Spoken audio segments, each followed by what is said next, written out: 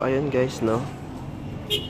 Hahanapin natin yung One Piece. May nakita ko One Piece sa Google Map. Then located siya sa Camiguin Island. Ayun, no? Search niyo lang Camiguin Island. Then scroll niyo lang pataas. Ayun guys.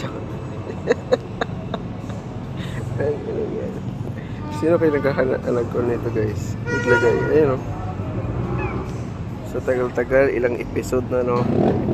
Ng One Piece dito lang pala yan makikita.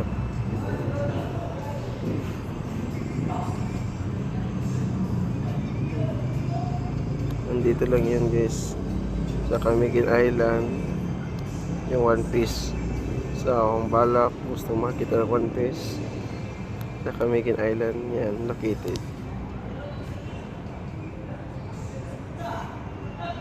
Pati Two Piece meron dyan, marami.